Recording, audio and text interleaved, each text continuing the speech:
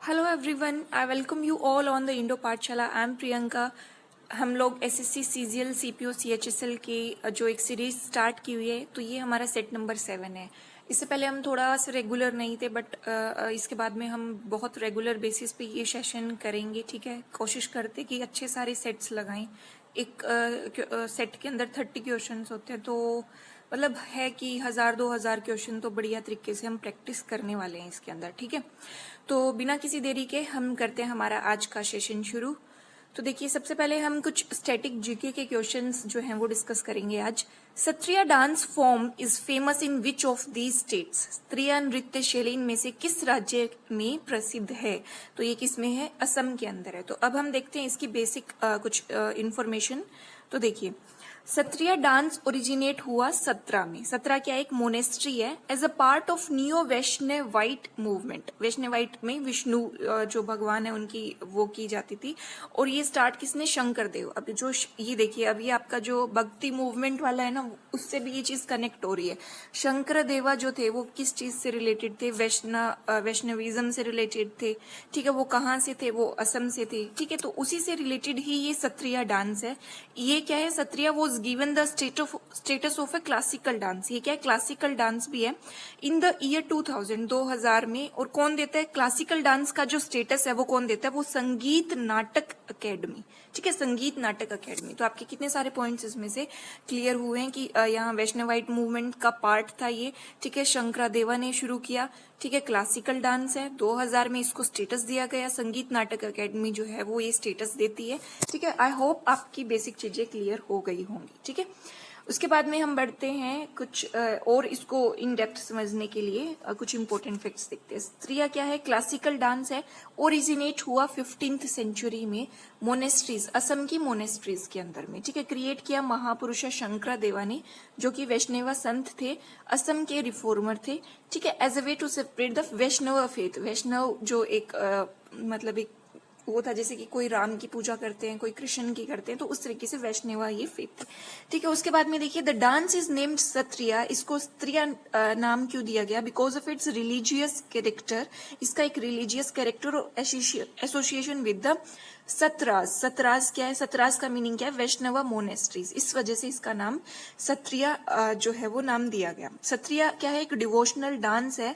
ठीक है, जो कि क्या किस तरीके से है कि उसमें ग्रेसफुल मूवमेंट्स होती है, इंट्रिकेट फुटवर्क होता है, जिसमें हैंड जेस्चर्स होते हैं, expressive hand gestures, profound emotional fervour भी होता है, इमोशनल उसमें एंगल भी डाला गया जाता है। ठीक है, उसके बाद में देखिए, the dance tradition is govern by the strict principles in the areas such as hasta mudra, footwork, अहरियाज और म्यूजिक। तो ये जो डांस है, इसमें कुछ एरियाज हैं जिसमें बहुत स्ट्रिक्टली काम किया जाता है, मतलब बहुत अच्छे से उसको परफॉर्म किया जाता है। जैसे कि हस्त की मुद्राज, हाथों की मुद्रा हो गई, फुट वर्क हो गया कि पाँव कैसे रखना है जब डांस कर रहे हैं, म्यूजिक हो गया, अहरियाज हो गया। तो ये सारी जो बेसिक चीजें हमने किसके बारे में? सत्रिया के बारे में सीखी। ठीक है, उसके बाद में देखिए, हमारा नेक्स्ट क्वेश्चन है, when was Bharatanatyam band by the British colonial government?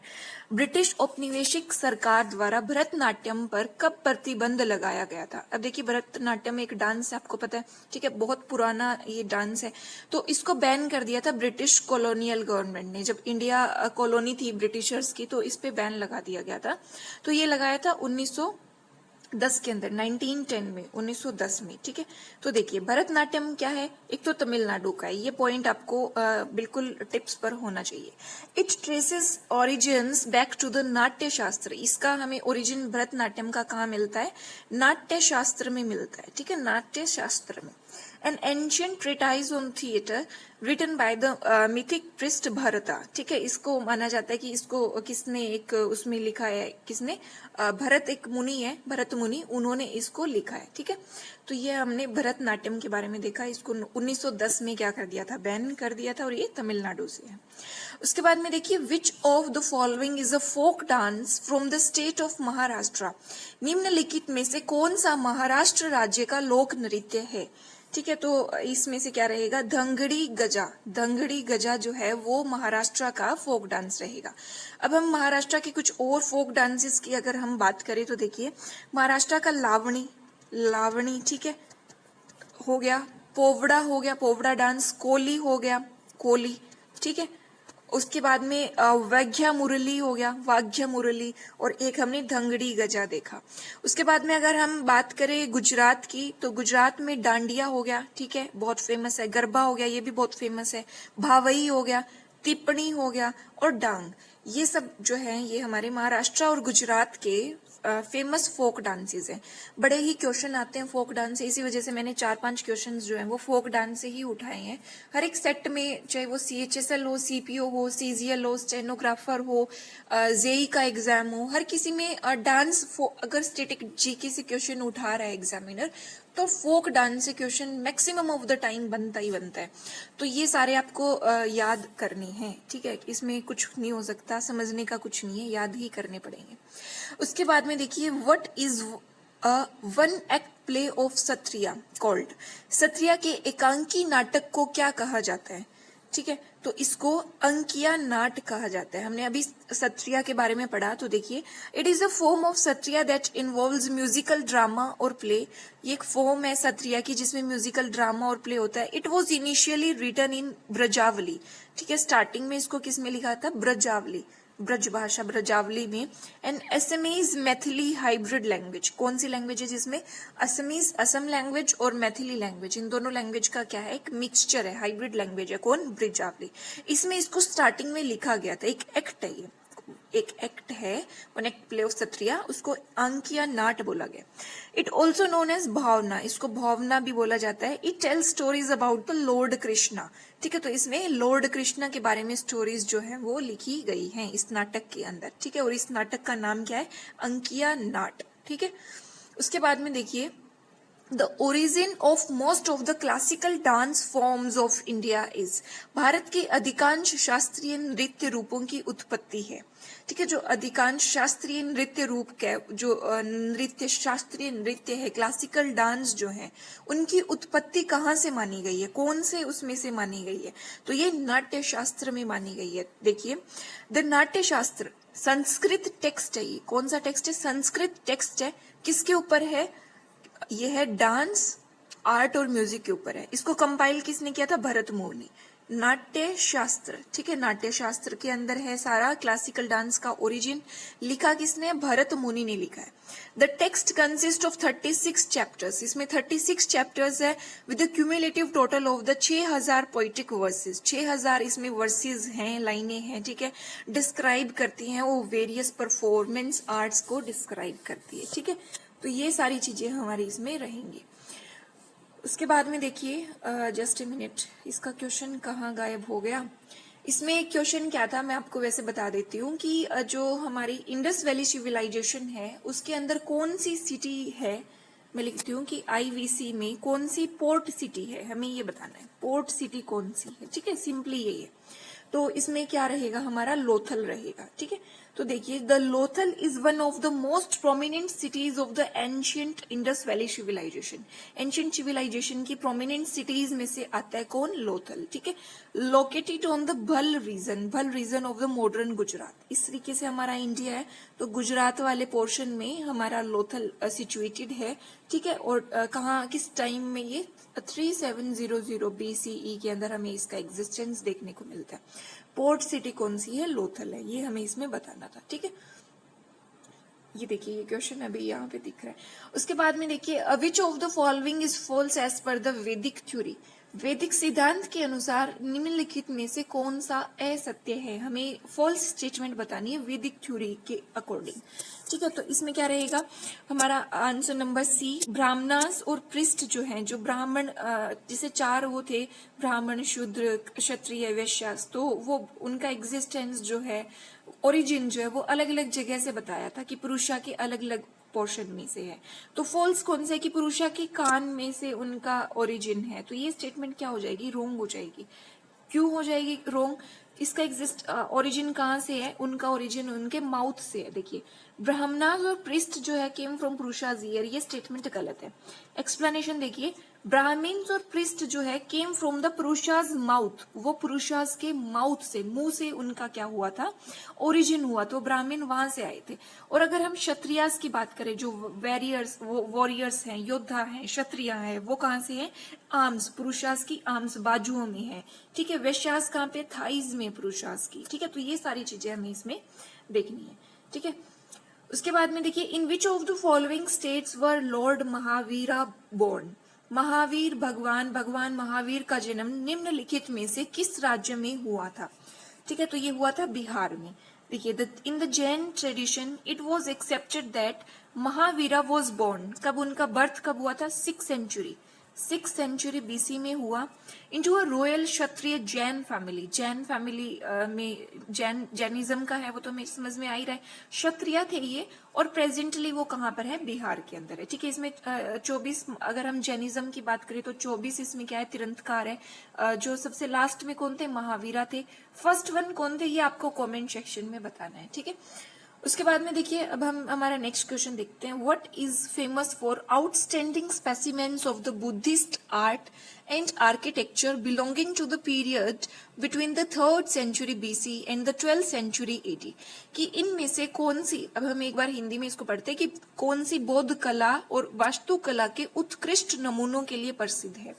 Satna, Vidisha, Sanchi, Dewas, कौन सी जो लोकेशन है वो प्रसिद्ध है किस चीज के लिए, बौद्ध कला के लिए, जो 3री शताब्दी ईसा पूर्व के बीच की अवधि से संबंधित है। मतलब कहाँ से, 3rd BC से लेके 12th century तक ये काफी फेमस इसका टाइम रहा है। तो ये सांची रहेगा, ठीक है। सांची में बुद्धिज्म का हमें बहुत कुछ देखने को मिलता है। तो देखिए, सांची जो है वो फेमस है outstanding specimens of the Buddhist art, Buddhist की आर्ट और आर्किटेक्चर के लिए। कौन, सांची फेमस है। सांची में क्या है, वो सांची स्तूपा भी है, ठीक है। हमें इसके बाद में देखिए, belonging to the period between the 3rd century BC and the 12th century AD, ठीक है। तो सांची में हमारा अशोका का भी काफी हमें कनेक्शन इसमें देखने को मिलता है। अशोका का कनेक्शन कौन से, बुद्धिज्म से था। तो सारी चीजें क्या है, इंटरकनेक्टेड है, ठीक है। उसके बाद में देखिए, which of the following is not one of the monarchical states that existed in the 7th and the early 6th century BC in India? निम्नलिखित में से कौन सा भारत में 7वीं और 6वीं शताब्दी ईसा पूर्व में मौजूद राजशाही राज्यों में से एक नहीं है, ठीक है। जैसे मोनार्किकल स्टेट्स थे 6th century BC में, 7th century BC में, तो कौन सा इनमें से मोनार्किकल नहीं है, ठीक है। तो हमें ये बताना है।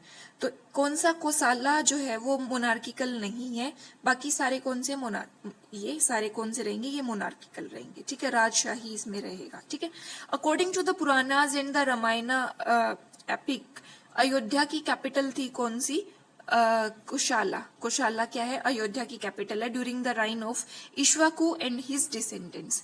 अगर हम पुराणों की और रामायण की बात करें तो कुशाला क्या है, अयोध्या की कैपिटल है, और ये मोनार्किकल स्टेट नहीं था, ठीक है, रिपब्लिक था।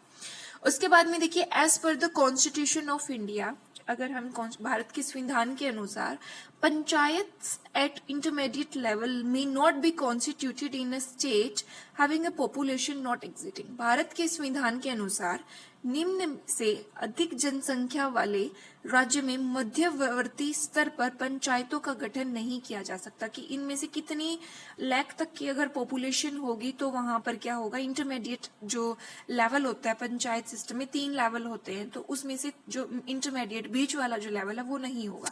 तो कितनी पॉपुलेशन होती है, तो वो होती है हमारी 20 लाख पॉपुलेशन। तो देखिए, the panchayat at the intermediate level may not be the constituted in a state, ये कॉन्स्टिट्यूट नहीं किया जा सकता, having a population not exceeding 20 lakh, ठीक है। अब देखिए, हम 73rd और 74th अमेंडमेंट एक्ट की यहाँ पर बात करते हैं। ये अमेंडमेंट आए थे, कब आए थे, हमारे आए थे ये 1993 के अंदर, ठीक है। 73rd और 74th। 73rd अमेंडमेंट बात करता है पंचायती सिस्टम की, और 74th अमेंडमेंट जो है वो बात करता है म्युनिसिपैलिटीज की, ठीक है।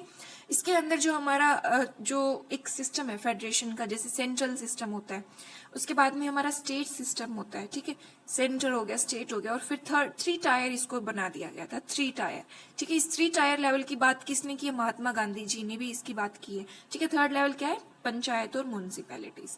अब आपको कमेंट सेक्शन में बताना है, क्योंकि मैंने ये लास्ट सेशन में आपको समझाया था कि कुछ स्केड्यूल ऐड हुए थे 73rd और 74th अमेंडमेंट में, जैसे पंचायत और म्यूनिसिपैलिटीज के जो फंक्शंस है वो ऐड किए, तो कौन सा स्केड्यूल जो है वो ऐड हुआ था? ओरिजिनली 8 स्केड्यूल थे, 4 और ऐड हुए थे। 9th कौन सा था? 9th था हमारा डिफेक्शन से था 10th वाला, ठीक है। और 9th कौन सा था? जमींदारी सिस्टम वगैरह से। तो 11th और 12th जो हमारे कौन से थे, जो स्केड्यूल थे, वो पंचायत और म्यूनिसिपैलिटीज के थे, ठीक है। मैंने ये आपको ये क्लियर कर दिया। उसके बाद में देखिए, the idea of residual powers in Indian constitution has been taken from the constitution of. भारतीय संविधान में अवशिष्ट शक्तियों का विचार निम्नलिखित के संविधान से लिया गया, कि जो रेसिडुअल पावर्स का जो आइडिया है कॉन्स्टिट्यूशन में, कि कोई भी लिस्ट के अंदर कोई भी चीज, जैसे जब हमारा संविधान बना था तो उस टाइम पे जैसे अगर हम बात करें स्पेस टेक्नोलॉजी की बात होगी, 5G की बात होगी, जैसे तो इनके ऊपर अगर कानून बनाना है तो कौन बनाएगा? क्या केंद्र सरकार बनाएगी या राज्य सरकार बनाएगी? कौन बनाएगा? तो फिर इस तरीके की जो चीजें थी ना, तो वो डाली गई थी रेजिडुअल में, कि जो किसी भी लिस्ट में नहीं आता, और कोई ऐसा अगर काम आता है जो मतलब इन फ्यूचर अगर बनता है तो वो किस में डालेंगे? रेसिडुअल पावर में। तो ये कहाँ से हमने ये पोर्शन लिया है? तो ये हमने कनाडा से लिया है।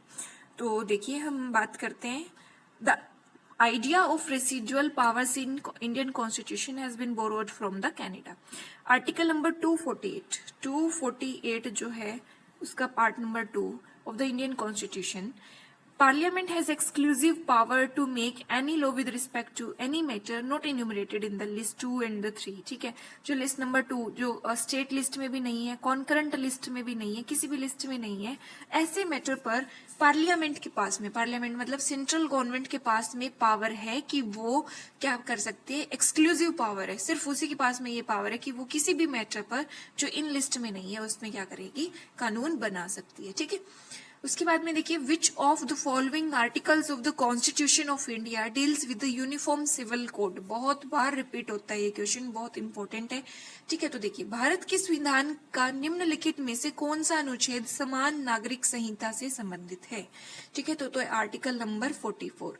यूनिफॉर्म सिविल कोड की बात करें, आर्टिकल नंबर 44 में आता है। एक पॉइंट ऑफ डिबेट रहा है ये काफी दशकों से, with a view to replace the personal laws based on the scriptures, कि उनको पर्सनल लॉज को रिप्लेस किया जाए जो कि स्क्रिप्चर्स के ऊपर बेस्ड जाए, इनको रिप्लेस कर दिया जाए।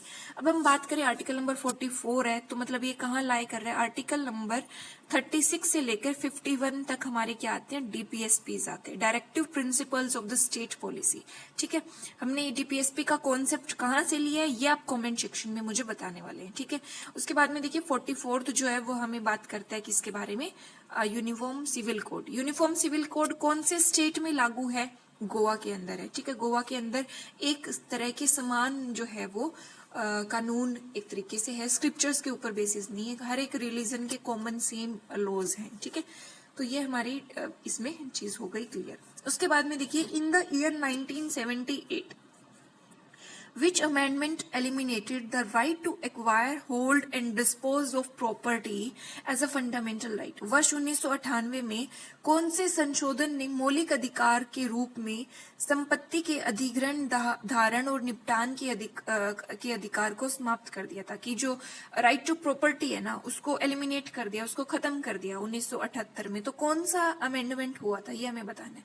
तो ये हुआ था 44th अमेंडमेंट में। देखिए, the right to property was initially presented under the part number 3 of the fundamental rights. Initially क्या था? ये हमारा फंडामेंटल राइट था। फंडामेंटल राइट कौन से पार्ट में आता है? पार्ट नंबर 3 के अंदर। Is it clear? ठीक है, of the Indian constitution. However 44th amendment की अगर हम बात करें जो 1978 में आया, इसने क्या कर दिया? इसको हमारे इसमें से फंडामेंटल राइट की लिस्ट में से इसको क्या कर दिया? हटा दिया गया था, ठीक है।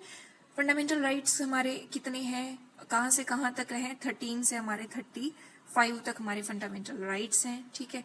इक्वेलिटी वगैरह हो गया, पर्सनल लिबर्टी, ठीक है, बहुत सारे इसमें हमारे फंडामेंटल राइट्स रहेंगे। उसके बाद में देखिए, which of the following writs provide remedy for a person who has unlawfully held in the prison.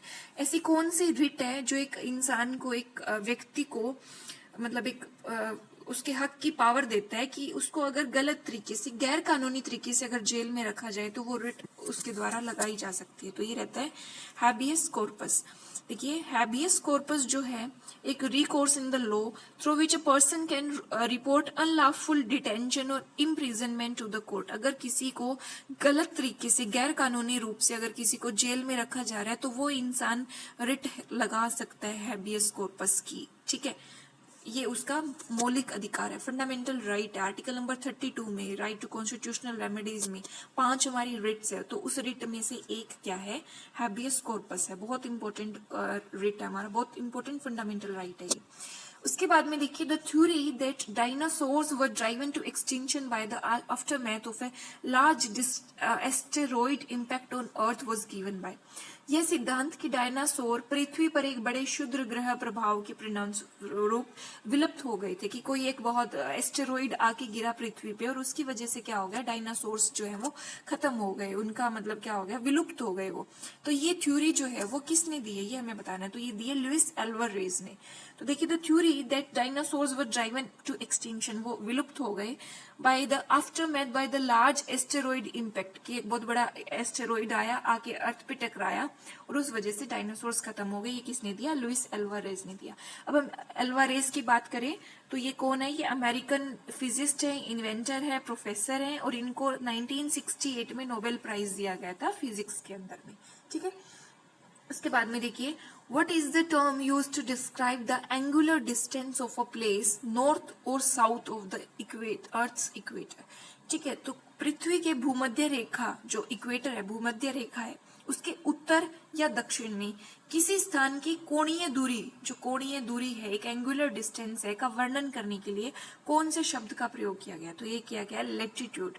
तो देखिए, it is a angular distance. ये एंगुलर डिस्टेंस है किसका, जिसे अगर ये अर्थ है, ये हमारा इक्वेटर है, अगर ये इस तरीके से मान लो ये एक लाइन है, suppose that tropic of cancer है, tropic of cancer 23.5 degree 23.5 degree north है, तो ये क्या है, एक एंगुलर डिस्टेंस है इसका इक्वेटर से 23.5। ठीक है, तो ये हमारा क्या है, इसको क्या नाम दिया गया, लैटिट्यूड इसको नाम दिया गया।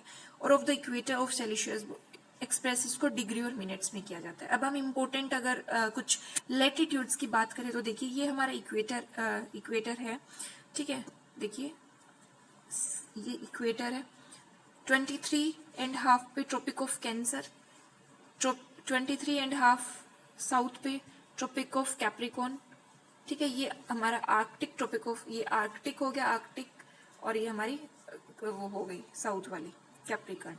उसके बाद में देखिए, tsunami is caused by, tsunami किसके कारण होती है, ठीक है, तो ये अंडर वाटर वोल्केनिक एक्टिविटी की वजह से होती है। तो जो मोस्ट सुनामीज है, सुनामी कहाँ आती है, समुद्र में आती है, तो अंडर वाटर हो गया और वो वोल्केनिक एक्टिविटी हो रही है। Most tsunamis are caused by the under water tectonic activity, की प्लेट्स की मूवमेंट की वजह से। जिस तरीके से अगर ये अर्थ है तो अर्थ के अंडर जैसे ये प्लेट्स है अलग अलग, तो ये मूव करती है, तो ये टकरा जाती है, तो टकरा रही है। ठीक है, तो वाइब्रेशंस आएंगी तो पानी में लहरें उठेंगी, सुनामी आएगी। ठीक है, therefore occur along plate boundaries and as a result earthquake आता है, या फिर अगर वो सी के फ्लोर के नीचे है तो क्या हो जाएगा, सुनामी आ जाएगी। राइज और fall in the sea floor causing to the water to be displace, तो वाटर वहां से डिस्प्लेस हो जाता है। उसके बाद में देखिए, which of the following is the busiest sea port in the Pakistan. निम्नलिखित में से पाकिस्तान का सबसे व्यस्त समुद्री बंदरगाह कौन सा है, तो ये कराची पोर्ट है। पोर्ट ऑफ कराची जो है वो बिजिएस्ट सी पोर्ट है, किसमें, पाकिस्तान में। It is one of south Asia's largest, south Asia के बहुत बड़े पोर्ट्स में से एक है ये, और बिजिएस्ट सी डीप वाटर सी पोर्ट है, जो कि नेशन का, पाकिस्तान का 60% जो कार्गो है, 60% जो काम, उसका जो सामान का जो मूवमेंट है वो यहाँ से होता है। ठीक है, the Musi and Bhima are tributaries of the river. Musi और भीमा कौन सी नदी की सहायक नदियां हैं। ठीक है, तो ये रहेगी हमारी रिवर कौन सी, कृष्णा की। अगर हम कृष्णा रिवर की बात करें तो ये मेजर सोर्स ऑफ इरिगेशन है कहाँ पर, महाराष्ट्र में, कर्नाटका में, तेलंगाना में और आंध्र प्रदेश में। ठीक है, उसके बाद में देखिए, the amount of light entering into the eye can be controlled and regulated by। आंख में प्रवेश करने वाले प्रकाश की मात्रा को नियंत्रित और विनियमित करने किससे किया जाता है कि लाइट कितनी आनी चाहिए। ठीक है, धूप है तो हम आंखें बंद कर लेते हैं तो लाइट कम आ रही है, अगर अंधेरा है तो हम आंखें खोल के देखते हैं तो लाइट ताकि ज्यादा अंदर जाए। तो ये कंट्रोल कौन करता है, तो ये करता है प्यूपिल। देखिए प्यूपिल कंट्रोल करता है amount of light entering into the eye. ठीक है, प्यूपिल तो लाइट कितनी जाएगी ये इसमें होता है। इरिस कंट्रोल करता है डायमीटर और साइज ऑफ द प्यूपिल। इरिस क्या करेगा, जो प्यूपिल का जो साइज है उसको कंट्रोल करेगा। कॉर्निया क्या करता है, is the front part of the eye. क्या करता है, कॉर्निया जो फ्रंट पार्ट है ये लाइट को अलाउ करता है एंटर करने के लिए। ठीक है, तो ये हमारे तीनों पार्ट्स हो गए। इसके मेन जो आपको ध्यान रखना है कि कौन सा क्या काम करता है। उसके बाद में देखिए who codified the first two laws of thermodynamics. दो ऊष्मा गतिकी के पहले दो नियमों को संहिताबद्ध किसने किया, और यह निष्कर्ष निकाला कि तापमान का पूर्ण शून्य -273 डिग्री है। और उसने डिड्यूस क्या किया कि एब्सोल्यूट जीरो ऑफ टेम्परेचर जो है वो -273.15 डिग्री सेल्सियस है। और उनको he was honoured with the name of kelvin temperature scale, और उनको ऑनर किया जाता है केल्विन टेम्परेचर के। तो ये कौन थे हमें ये बताना है, तो ये थे हमारे विलियम थॉमसन। देखिए the first two laws of thermodynamics किसने दिया, विलियम थॉमसन ने ये दिया। और इन्होंने क्या किया, इसको डिड्यूस किया कि भाई एब्सोल्यूट जीरो टेम्परेचर कितना रहता है, -273.5 है, किसने, थॉमसन ने। उसके बाद में देखिए J Thomson received the Nobel prize in physics for the discovery of. J Thomson को किसकी खोज के लिए भौतिकी में नोबेल पुरस्कार मिला था। ठीक है, तो ये इलेक्ट्रॉन्स के लिए मिला था। जे थॉमसन जो है उनको नोबेल प्राइज मिला फिजिक्स में for the discovery of the electrons. ठीक है, इलेक्ट्रॉन के लिए। टी से आप इसको याद रख सकते हैं, टी से थॉमसन और ई से इलेक्ट्रॉन।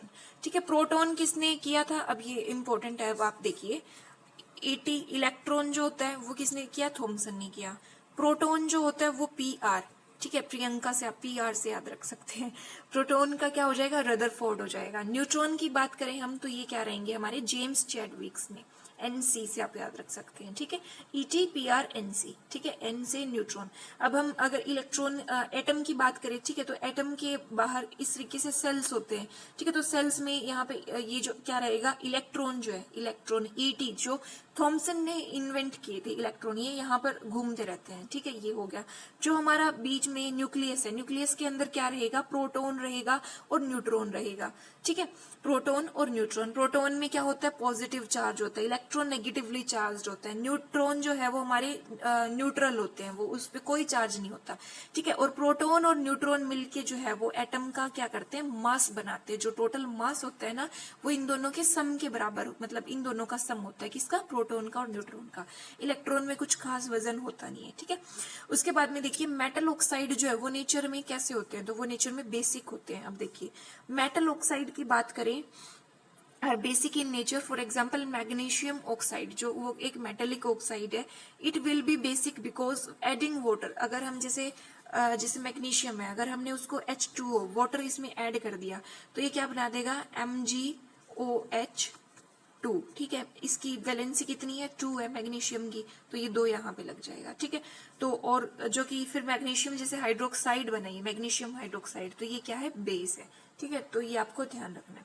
उसके बाद में देखिए Canis lupus is commonly known as. Canis lupus को आमतौर पर क्या कहा जाता है, ये एक साइंटिफिक नेम है। ये किसका साइंटिफिक नेम है, तो ये क्या रहेगा, साइंटिफिक नेम रहेगा हमारे ग्रे वोल्फ का। ये यहाँ पे ग्रे वोल्फ आएगा, ग्रे वोल्फ, यहाँ सी आना चाहिए। ठीक है, ग्रे वोल्फ को क्या बोला गया, कैनिस ल्यूपस बोला गया।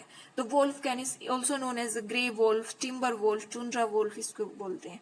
ठीक है, काऊ की बात करें हम, काऊ को बोस च्यूरस बोला जाता है, और गोट की बात करें तो कैप्रा हिरकस। ठीक है, काफी बार ये क्वेश्चन आ जाते हैं, तो इस वजह से मैंने, मतलब बहुत ज्यादा इंपॉर्टेंट नहीं है, बट फिर भी आप एक बार अगर कुछ थोड़ा थोड़ा ध्यान रख लें तो ज्यादा बेटर है। देखिए जैसे कैमल की बात करें हम, तो कैमल ने कैमलस, इस तरीके से आप इसको ध्यान रख सकते हैं। ठीक है, कुछ कुछ देखिए, जैसे गोट का हमने देखा हिरकस हो गया। ठीक है। उसके बाद में देखिए बुफेलो बुबेलिस हो गया, तो नाम से समझ में आ रहा है। कैट का कैटस हो गया, ठीक है। चिंकारा का क्या हो गया, गैजेला हो गया। चीता का एक्सीनोक्स हो गया, ये इंपॉर्टेंट है चीता वाला, एक्सीनोक्स, ठीक है। बैट में क्या आएगा, चिरोपिट्रा। एलिफेंट से एलिफास, कुछ कुछ मतलब मैच हो रही हैं चीजें, तो ये आप एक बार इसमें देख लेना, ठीक है। उसके बाद में देखिए question for you, last question है ये, आपको बताना है कि थोड़ा स्पोर्ट डांस है, एक खेल नृत्य है थोड़ा, ये कौन से स्टेट से रिलेटेड है? क्या ये सिक्किम से रिलेटेड है, या आंध्र प्रदेश से, या हरियाणा से, या हिमाचल प्रदेश से? ये इसका आंसर आपको कमेंट सेक्शन में बताना है, ठीक है। तो आज का सेशन हमारा होता है कंप्लीट। अब अगर आपको पीपीटी चाहिए या फिर पीडीएफ चाहिए तो कमेंट सेक्शन में एक नंबर दिया गया है, आप उस नंबर पर कांटेक्ट कर सकते हैं। आपको एक नॉमिनल जस्ट एक पेमेंट पे आपको सारी पीडीएफ्स पीपीटी जितने भी लेक्चर्स आ रहे हैं या और भी जो कुछ हम कंटेंट प्रोवाइड करवाते हैं, तो वो सारा जो पीडीएफ का एक्सेस आपको सिर्फ एक पेमेंट से मिल जाएगा और काफी टाइम तक उसकी वैलिडिटी रहती है, ठीक है। अगर आपको लेक्चर पसंद आया हो तो लेक्चर को आप शेयर करें, लाइक करें, कमेंट करें। Thank you.